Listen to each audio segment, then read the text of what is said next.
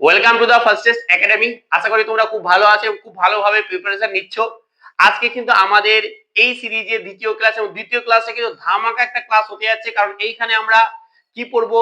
জোড় সংখ্যা, বিজোড় সংখ্যা, যৌগিক সংখ্যা, মৌলিক সংখ্যা, যমজ মৌলিক সংখ্যা, পরস্পর মৌলিক সংখ্যা, অনেক কিছু পড়বো। তার সাথে সাথে আমরা যেটুকুটা পড়েছি গতকাল এবং আজকে, তার উপরে কিন্তু আমরা কোশ্চেন গুলো নিয়ে এসেছি। লেভেলের প্রশ্ন আছে প্রত্যেকদিন আমাদের এখানে, সোম থেকে শনি ডেলি কিন্তু তোমরা ক্লাস পেয়ে যাবে এবং দুর্দান্ত ক্লাস, একদম বেসিক টু অ্যাডভান্স। আমাদের ব্যাচের নামটা হচ্ছে জিরো টু হিরো ব্যাচ, ঠিক আছে? তো সেই লেভেলের কিন্তু অবশ্যই চ্যানেলটাকে সাবস্ক্রাইব করে নাও, আর দুর্দান্ত লাগবে, ঠিক আছে? আর ভালো লাগছে খারাপ লাগছে সেটাও কিন্তু কমেন্ট করে জানাবে, বা জানাবে এটাও যে হ্যাঁ স্যার এইটুকুটা এরকম করলে ভালো হয়। অবশ্যই আমি তোমাদের কমেন্টগুলো অবশ্যই দেখছি। তো চলো আজকে যেটা পড়বো সেটা কি পড়বো? আমরা প্রথমে যেটা পড়বো জোড় সংখ্যা এবং বিজোড় সংখ্যা।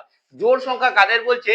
যেসব সংখ্যাগুলোকে আমরা দুই দ্বারা সম্পূর্ণরূপে বিভাজ্য করতে পারি, তাই তো? জোড় সংখ্যা কাকে বলছে? দেখো, যেসব সংখ্যাগুলোকে আমরা দুই দ্বারা সম্পূর্ণরূপে ভাগ করতে পারি, তাই তো? বা বলতে পারো যে যেসব সংখ্যাগুলো দুই দ্বারা বিভাজ্য। কোন সংখ্যাগুলো? পূর্ণ সংখ্যা। কোন সংখ্যাগুলো? পূর্ণ সংখ্যা। মানে বলতে পারি, দেখো আমাদের 4, এই 4কে দুই দ্বারা বিভাজ্য করতে পারছি, মানে এই 4কে যখন দুই দিয়ে ভাগ করব তখন কোনো রকম ভাগশেষ থাকবে না। তাহলে এই ধরনের সংখ্যাগুলোকে আমরা বলবো জোড় সংখ্যা।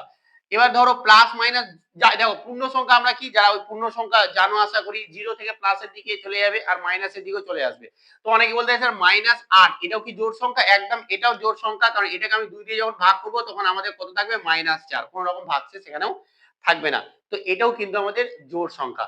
তার মানে এখানে বোঝা যাচ্ছে যে যত পূর্ণ সংখ্যা আছে, আমরা বলবো জিরো কি একটা জোড় সংখ্যা? হ্যাঁ, কারণ জিরোকে আমি কিন্তু 2 দ্বারা ভাগ করলে আমরা জিরো পাচ্ছি। অতএব এইখানে আমরা জিরোকেও জোড় সংখ্যা বলতে পারি। এবার জোড় সংখ্যার ফর্ম যেটা হচ্ছে সেটা হচ্ছে 2n। যেসব পূর্ণ সংখ্যাগুলোকে আমরা 2n ফর্মে লিখতে পারি তারাই হচ্ছে জোড় সংখ্যা। কিরকম স্যার? দেখো আমি বলছি 4, এটাকে কিন্তু 2n ফর্মে লিখতে পারবো না। দেখো 2 ইনটু, আমি যে 2 করলাম আর n এখানে কি হয়ে গেল? 2n, মানে n এর মান 2। এবার দেখো তুমি যদি বলো 3, 3 কে কিন্তু 2 ইনটু কোন রকম ফর্মে কিন্তু আমাকে n আকারে লেখাই যাবে না।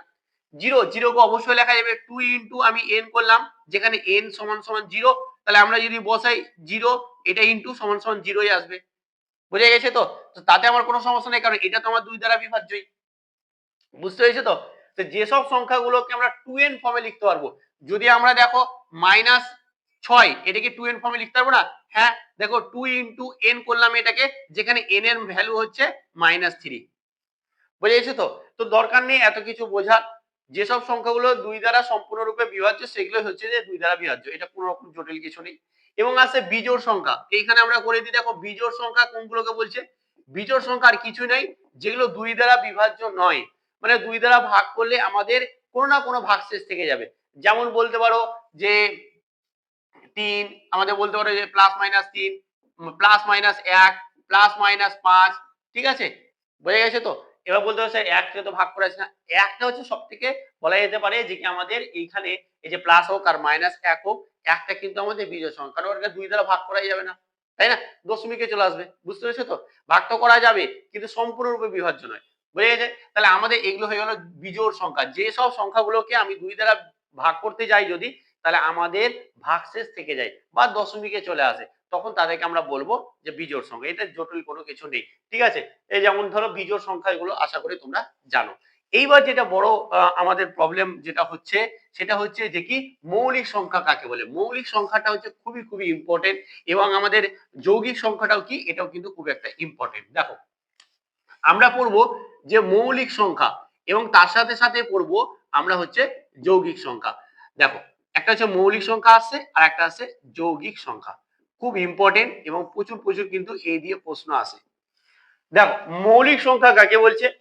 মৌলিক সংখ্যা হচ্ছে সেই সংখ্যাগুলো যেসব সংখ্যার কেবলমাত্র দুটি উৎপাদক থাকবে, দুটি ভিন্ন উৎপাদক থাকবে, ঠিক আছে? যেমন ধরো আমি বলছি যে 2, অ্যাকচুয়ালি উৎপাদক হিসেবে আমি বললাম, কি তুমি ভাবো এরকম ভাবে সহজ কথায় যে 2 কে আমি কোন সংখ্যা দ্বারা সম্পূর্ণরূপে বিভাজ্য করতে পারবো, সেগুলো হবে 2 এর উৎপাদক। তাহলে আমি দেখো 2 কে আমি কি দ্বারা বিভাজ্য করতে পারবো? 1 এবং 2। আমি যদি 3 যাই, দেখো 3 কে আমি 1 এবং 3। আমি যদি 5 যাই তাহলে দেখো 1 আর 5। তাহলে এই যে সংখ্যাগুলো যেগুলো শুধু কি করব যে সেই সংখ্যা দ্বারা এবং এক দ্বারা বিভাজ্য হবে তাদেরকে আমরা কি বলবো যে কি অবশ্যই মৌলিক সংখ্যা। কিন্তু আছে এখানে এইখানে এই যে ওয়ার্ডটা বললাম না যে সেই সংখ্যা এবং এক দ্বারা, সেক্ষেত্রে কিন্তু আমাদের একটু ভুল হয়ে যায়। তাই আমরা এরকম করে সংখ্যাটা বলবো না, বলবো যে যে সংখ্যাগুলো দুটি ভিন্ন উৎপাদক থাকে তাদেরকে আমরা বলবো যে মৌলিক সংখ্যা। এটা হচ্ছে পারফেক্ট অ্যান্সার। কি বললাম?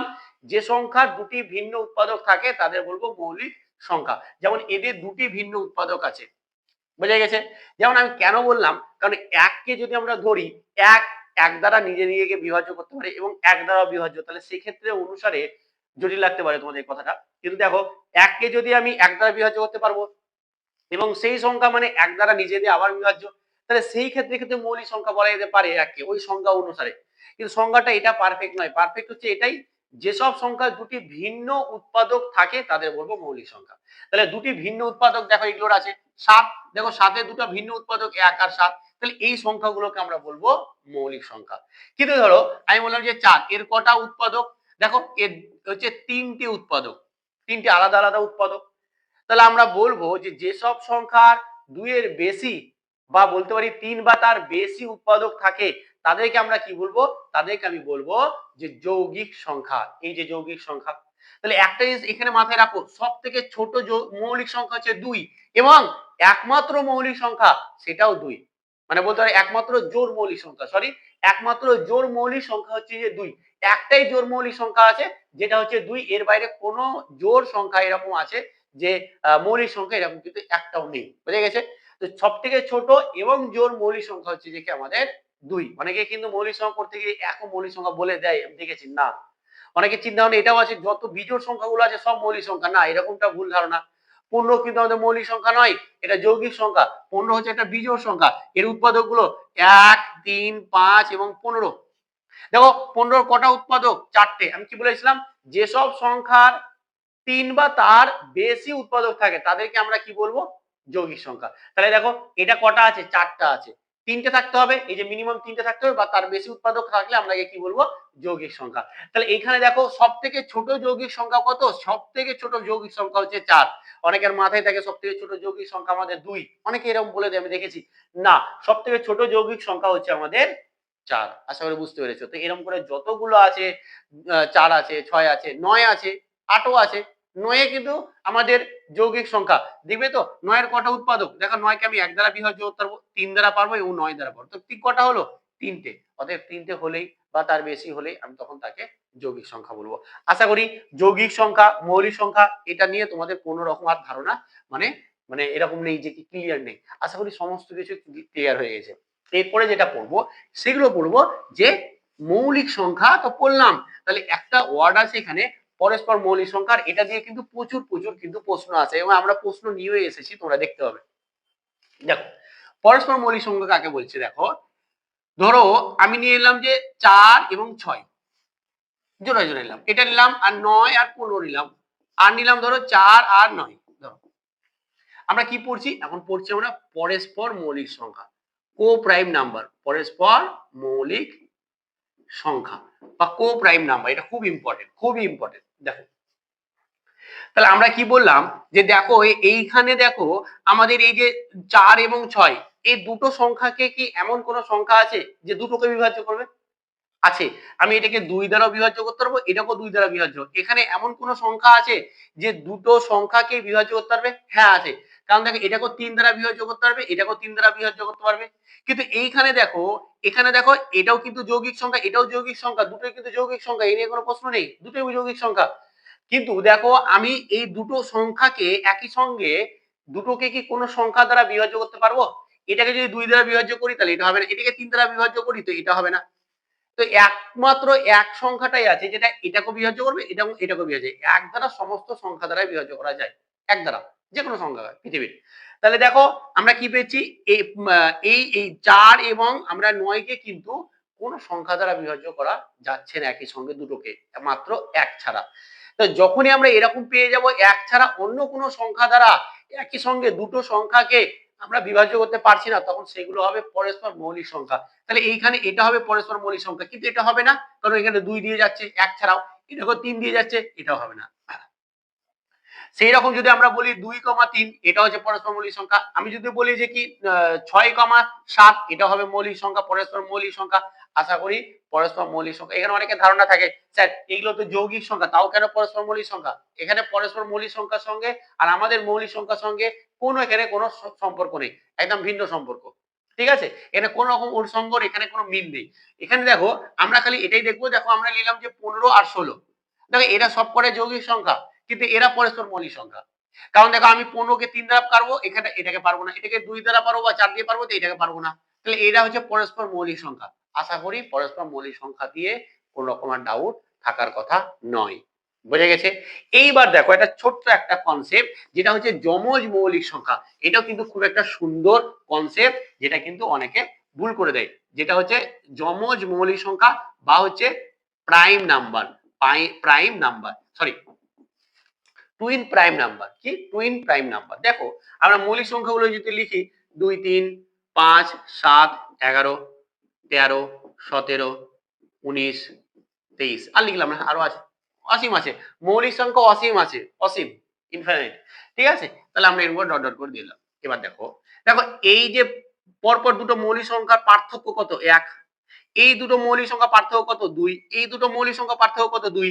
এই দুটো মৌলিক সংখ্যা কত পার্থক্য? 4। এই দুটো মৌলিক সংখ্যা পার্থক্য কত? 2। তাহলে দেখো যেসব জোড়াদ্বয় যে মৌলিক সংখ্যা পাচ্ছি, যেমন হচ্ছে 3, 5 পেলাম, এদের পার্থক্য কত ছিল? 2। তাহলে এই যে সংখ্যাগুলো, এই যে সংখ্যাদ্বয় যেটা পাচ্ছি, যেসব মৌলিক সংখ্যা, শুধু সংখ্যা নয় মৌলিক সংখ্যা, যেসব মৌলিক সংখ্যা পাচ্ছি যাদের পার্থক্য 2, তাদেরকে বলবো টুইন প্রাইম নাম্বার বা যমজ মৌলিক সংখ্যা। তাহলে দেখো এটা একটা হলো, আবার দেখো 5,7 এটাও একটা যমজ মৌলিক সংখ্যা, কারণ এদের পার্থক্যটা কত? এদের পার্থক্যটা 2। তাহলে এরকম করে বহু পাবো, অসংখ্য পাবো। বুঝে গেছে যে যমজ মৌলিক সংখ্যা কি জিনিস বা টুইন প্রাইম নাম্বার কি জিনিস? আশা করি তোমাদের কোনো ডাউট নেই। এই ছিল আমাদের বলতে হবে যে আজকের যে দুটো পড়াবো তার বেশি, কালকে যা পড়িয়েছি এবং আজকে যা পড়ালাম এর উপরে এবার আমি কোশ্চেন নিয়ে এসেছি। প্রত্যেকটা কোশ্চেন কিন্তু খুবই গুরুত্বপূর্ণ এবং তোরা কোশ্চেনের লেভেল দেখলে বুঝতে পারবে যে হ্যাঁ এটা কোন এক্সামে পড়ে। তো চলো তাহলে আমরা এবার কোশ্চেন গুলোকে আলোচনা করব। আর অবশ্যই অবশ্যই তোমরা জানাবে যে এই যে আমরা বেসিক কনসেপ্ট যেগুলো পড়াচ্ছি সেইগুলো তোমাদেরকে কেমন লাগছে। বুঝে গেছে তো? তো চলো এইবার আমরা একটার পর একটা কোশ্চেন গুলো করব। দেখো প্রথম কোশ্চেনটা, দেখো প্রথম কোশ্চেনে কিন্তু আমাদের দুর্দান্ত একটা প্রশ্ন। কি বলছে? বলছে নিচের কোনটি একটি নিখুঁত সংখ্যা বা পারফেক্ট নাম্বার? পারফেক্ট নাম্বার কি জিনিস? দেখো খুব সুন্দর একটা জিনিস। দেখো আমি বলছি, ধরো আমি অপশন দিয়ে যাচ্ছি, ধরো অপশন 10, 15, আমি একটা নিলাম ইচ্ছে করে 15 নিলাম, ঠিক আছে, ভালো করে বোঝো, বুঝতে পেরেছো তো? তো 15 কে কোন কোন সংখ্যা দ্বারা ভাগ করা যায়? কোন কোন সংখ্যা দ্বারা ভাগ করা যায়? মানে সম্পূর্ণরূপে, মানে বিভাজ্য। এই 15 কোন কোন সংখ্যা দ্বারা বিভাজ্য? 1, তারপরে হচ্ছে 3, তারপরে হচ্ছে 5 এবং তারপরে হচ্ছে 15, ঠিক তো? তো আমি যে আমি কি বের করছি এখানে? পারফেক্ট নাম্বার বা নিখুঁত সংখ্যা, ঠিক আছে। সেই ক্ষেত্রে আমরা কি করব যে এখানে 15টাকে নিব না, ঠিক আছে, এখানে 15 দ্বারা বিভাজ্য, কিন্তু আমরা পারফেক্ট নাম্বার বের করার ক্ষেত্রে খালি কি নিব? যে সেই সংখ্যাটা বাদ দিয়ে বাকিগুলো নিব, যেগুলো দ্বারা বিভাজ্য, সেই সংখ্যাটা বাদ দিয়ে এবার এদের যোগফল নিব। আচ্ছা এদের যোগফল কত আসে? আমাদের 9, এদের যোগফল 9 আসে। এইটাকে বলবো যে পারফেক্ট সংখ্যা নয়, এটা পারফেক্ট সংখ্যা না। কেন? যখনই আমি বলবো যে যে কোনো সংখ্যাকে যখন আমি ওর যে বিভাজ্য যেসব সংখ্যা ডিভিজর গুলো বা যেসব সংখ্যা দ্বারা বিভাজ্য সেই সংখ্যাগুলো যখন নেব সেই সংখ্যা বাদ দিয়ে, মানে ধরে নাও যে এই যে 15 সংখ্যা বাদ দিয়ে বাকিগুলো যেগুলো আমরা বিভাজ্য নিব, সেগুলো যদি যোগফলটা 15 হয়ে যায় তাহলে তাকে বলবো পারফেক্ট নাম্বার। বোঝা গেল না? চলো দেখো আমরা 6 নিচ্ছে একটা সংখ্যা, যেটা অপশন বি আছে। এদের এর যে আমাদের বিভাজ্য যেগুলো দ্বারা বিভাজ্য, ঠিক আছে, ডিভিজর গুলো যেগুলো আমরা বিভাজ্য করতে পারবো, যে সংখ্যাগুলো দেখো 1, দেখো 2 এবং দেখো 3। আমরা কিন্তু 6 নিলাম না, 6 দ্বারা বিভাজ্য, কিন্তু 6 নিব না, কেবল সেই সংখ্যা বাদ দিয়ে। দেখো এদের যদি যোগফল করি তাহলে কত চলে আসে? 6। এই 6 ছিল, আবার 6 নিলাম, তখন কিন্তু আমাদেরকে এটা বলে দেবো কি এটা হলো একটা পারফেক্ট নাম্বার। তাহলে আমাদের এখানে অপশনটা কি হয়ে যাবে? এখানে অপশন আমাদের বি হয়ে যাবে, একদম সঠিক অ্যান্সার। আশা করি বুঝতে পেরেছো। এই দিয়ে বহু সংখ্যা আছে, তোমরা কিন্তু করতে পারবে। বুঝা গেছে? দারুণ দারুণ একটা কনসেপ্ট। চলো পরবর্তী প্রশ্নটা দেখো কি বলছে। তো পরবর্তী প্রশ্নটা কিন্তু আমাদের মুখোমুখি হয়ে যাবে, তবু আমি একটুখানি করে দেখাবো। বলছে দুটি ক্রমিক সংখ্যার বর্গের পার্থক্য সর্বদা কি হবে? দুটি যে কোনো মৌলিক, কি বলছে, যে কোনো ক্রমিক সংখ্যা, দেখো যে কোনো দুটো ক্রমিক সংখ্যার আমাকে বলে দিয়েছে যে বর্গের গড় কি হবে। ভালো দেখো, ভালো অঙ্কটা দেখো কি বলছে। দেখো বলছে যে যে যে কোনো দুটো, দেখো যে কোনো দুটো আমাদের ক্রমিক সংখ্যা, মানে ধরো ক্রমিক সংখ্যা মানে 1, তারপরে ফের আমি নিব 1, তারপর হয়তো নিব আমি 3। এরকম হচ্ছে সংখ্যাগুলোকে বলছে ক্রমিক সংখ্যা, মানে পরপর সংখ্যাগুলোকে বলছে ক্রমিক সংখ্যা। তাহলে দেখো দুটো যদি আমি সংখ্যা নিই, তুমি এই 2, 3 নিয়ে নাও, কোনো অসুবিধা নাই। 1, 2 নিতে হবে কোনো, তুমি যেটা নিবে সেটা করে দেখলে কিন্তু একই আসবে। দেখো এই দুটো যদি আমি ক্রমিক সংখ্যার কি বলছে যে বর্গের পার্থক্য সর্বদা কি হবে। দেখো সর্বদা কি হবে, তাহলে বর্গের পার্থক্য করি, তাহলে এটার স্কয়ার নিলাম আর এটার স্কয়ার নিলাম, ঠিক আছে। তো এটার স্কয়ার মানে 4 আর এটার স্কয়ার মানে 9, তাহলে এদের পার্থক্য কত, মানে 9 মাইনাস 4 সমান সমান 5। এদের পার্থক্য কত নিলাম, এটা কিন্তু লেভেলে একটা প্রশ্ন। 9 মাইনাস আমরা নিলাম যে 4, তাহলে আমাদের কত এলো 5। এই জিনিসটা কি দেখতে পাচ্ছি যে সংখ্যাগুলো যেগুলো নিয়েছি তাদের যোগফলের সঙ্গে সমান, যে সংখ্যাগুলো নিয়েছি তাদের যোগফলের সঙ্গে সমান। তুমি যে কোনো সংখ্যা পরপর নিয়ে নাও, যে কোনো সংখ্যা, ধর আমি নিলাম 4 আর 5, এটা পরপর সংখ্যা, তাহলে দেখো 4 এর স্কয়ার মানে 16 আর এটা হচ্ছে 25, তাহলে এদের ডিফারেন্স বা হচ্ছে পার্থক্য এটা সমান সমান হচ্ছে 9। তাহলে দেখো এই দুটো যোগফল হচ্ছে আবার 9। তাহলে আমরা কি পেলাম, আমরা পেলাম যখনই কোনো দুটো পরপর মৌলিক সংখ্যার পরপর সংখ্যার বা ক্রমিক সংখ্যার আমরা বর্গের পার্থক্য নিব, তখন আমরা কি দেখতে পাচ্ছি যে ওই সংখ্যা দুটার যোগফলের সঙ্গে সমান। তাহলে এখানে অপশনটা কি হয়ে যাবে, যে অপশন সি হয়ে যাবে, যে সংখ্যা দুটির যোগফলের সঙ্গে সমান, যোগফলের সঙ্গে সমান। এটা কিন্তু দারুণ একটা অঙ্ক এবং দারুণ একটা অঙ্ক। এটা মানে এই ধরনের অঙ্ক কিন্তু প্রচুর প্রচুর কিন্তু আমাদের এক্সামে এসে থাকে। দেখো বোঝা গেছো। দেখো পরবর্তী অঙ্কটা দেখো কি বলছে। পরবর্তী অঙ্কটা বলছে যে প্রথম পাঁচটি যৌগিক সংখ্যার গড়। খুব সুন্দর অঙ্ক। প্রথম পাঁচটি যৌগিক সংখ্যা, দেখো তাহলে প্রথম পাঁচটা যৌগিক সংখ্যা 4, তারপর হবে 6, তারপর হবে 8, তারপর হবে 9, তারপর হবে 10।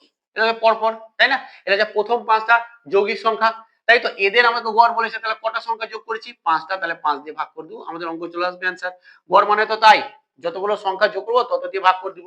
তাহলে এখানে যোগ করি, দেখো এটা 10, এটা 10, তাহলে 10 10 20, 20 আর 17 37, তাহলে 37 বাই আমাদের 5।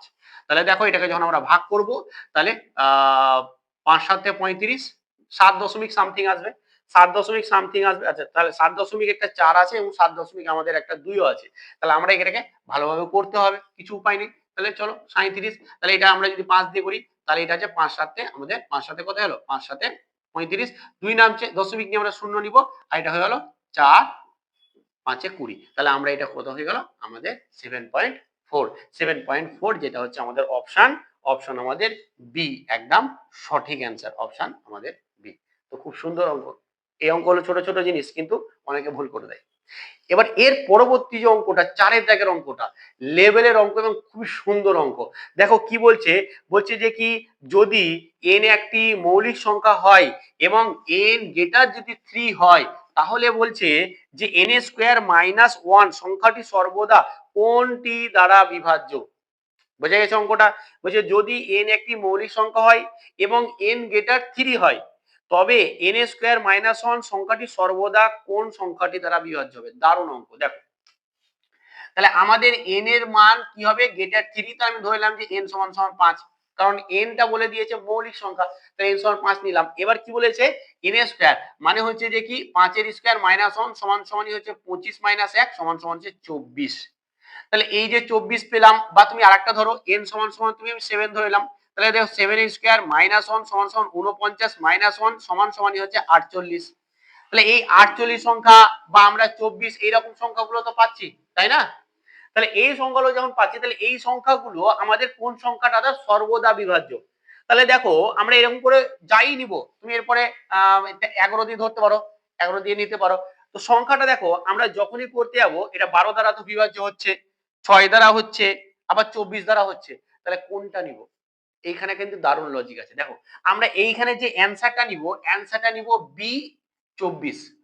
বলে কেন স্যার 6 কেন হলো না, বা কেনই বা 12 হলো না? তার কারণ, একটা বড় কারণ আছে, যে দেখো আমি যদি 6 নিতাম এটা কিন্তু ঠিকই 6 নিলাম, কিন্তু 6 না নিয়ে যদি আমি 12ও নিতে পারতাম, ঠিক তো। কিন্তু দেখো আমি যদি 24টা নিয়ে নিই অ্যান্সার, তাহলে দেখো 6 দ্বারা তো আবার 24ও বিভাজ্য, আবার 6 দ্বারা তো 12ও বিভাজ্য, সরি আবার তো 24টা 12 দ্বারাও বিভাজ্য, 24টা 6 দ্বারাও বিভাজ্য এবং 12 দ্বারা বিভাজ্য। তাহলে বড় সংখ্যাটা যদি আমি নিয়ে নিই, যে দেখিয়ে দিতে পারি যে যা এখানে আসবে সমস্ত সংখ্যা 12 দ্বারা 24 দ্বারা বিভাজ্য, তাহলে তো অবশ্যই সেটা 12 এবং 6 দ্বারা বিভাজ্য হবে। বুঝতে পেরেছো তো কি বললাম? ক্লিয়ার তো? আমি ধরো বলে দিচ্ছি যে হ্যাঁ ওটা 6 দ্বারা বিভাজ্য, কোন একটা সংখ্যা 6 দ্বারা বিভাজ্য, কিন্তু ওটা 24 দ্বারা নাও হতে পারে, বা আমি একটা সংখ্যা বলছি 12 দ্বারা বিভাজ্য, সেটা আবার 12 আমাদের 24 দ্বারা না হতে পারে, কিন্তু যে সংখ্যাটা 24 দ্বারা বিভাজ্য, যে সংখ্যাটা 24 দ্বারা বিভাজ্য, সে কিন্তু গ্যারেন্টি 100% সেটা 6 দ্বারা এবং 12 দ্বারা বিভাজ্য হবে। দ্যাটস ওয়াই সেই কারণে কিন্তু আমরা এটা 24টা অ্যান্সার পারফেক্ট হিসেবে নিব। বোঝা গেছে তো? এটা কিন্তু খুব সুন্দর একটা কনসেপ্ট। কেমন লাগলো অবশ্যই কমেন্ট করে তোমরা জানাবে। চলো 4 দাগের হলো, এবার 5 দাগেরটা কি বলছে দেখো, বলছে নিচের কোন জোটটি পরস্পর মৌলিক তাদের মধ্যে কেউ মৌলিক নয়। বাহ, বলছে দেখো, বলছে যে আমাদের এরা এই যে 4টা অপশন দিয়ে দিয়েছে, এই 4টা অপশনের মধ্যে এরা হচ্ছে পরস্পর মৌলিক সংখ্যা আছে সবকটাই, কিন্তু বলেছে যে যে জোড় দুটো থাকবে তারা কোনোটাই আবার মৌলিক সংখ্যাও নাই। তাহলে দেখো প্রথম অপশন কি আছে, 17 19, এরা 17 19 তো এরা তো এমনি তো মৌলিক সংখ্যা।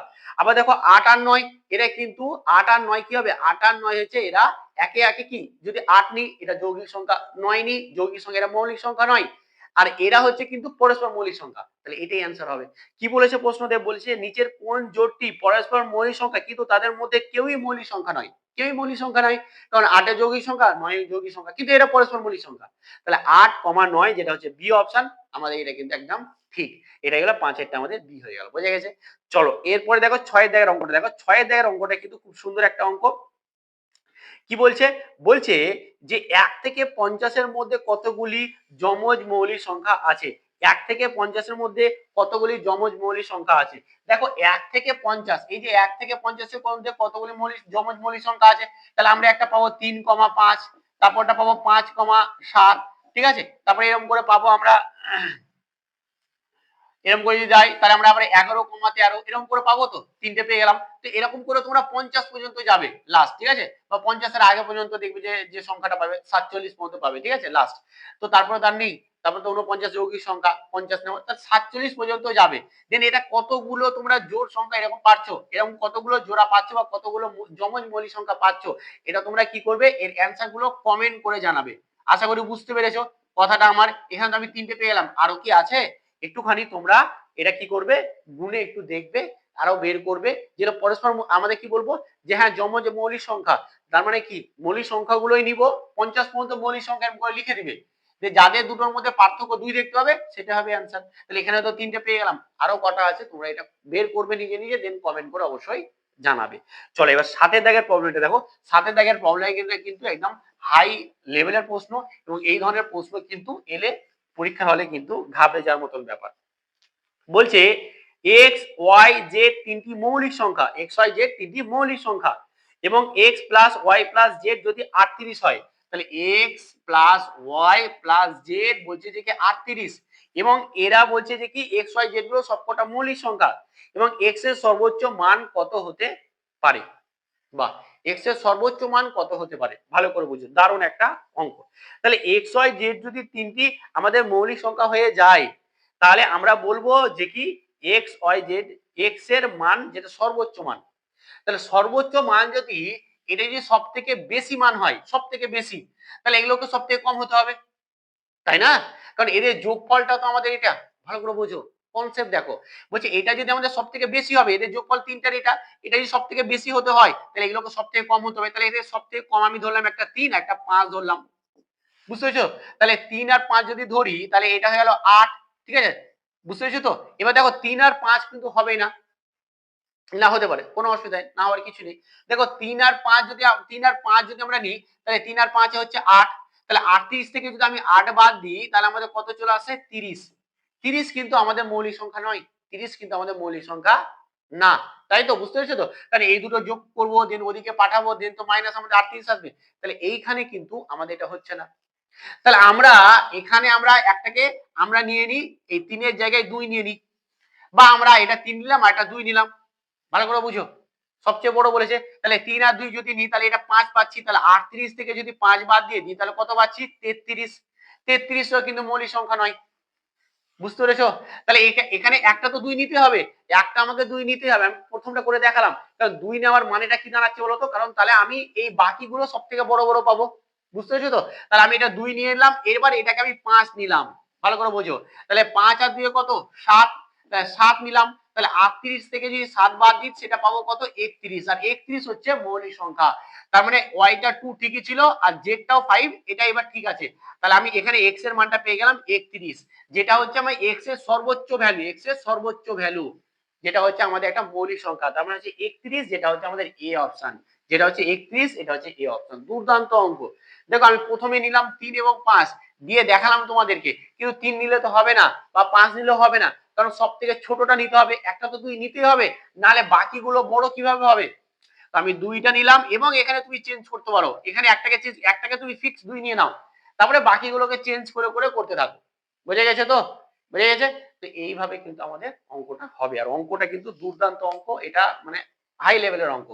ঠিক আছে, দেখো পরবর্তী অঙ্কটা দেখো, বলছে যে নিচের কোন বিবৃতিটি সঠিক নয়, নিচের কোন বিবৃতিটি সঠিক নয়। তো খুব সুন্দর বলছে, দেখ সমস্ত পূর্ণ সংখ্যা কি মূলদ সংখ্যা? হ্যাঁ, সমস্ত মূলদ সংখ্যা, সমস্ত পূর্ণ সংখ্যা।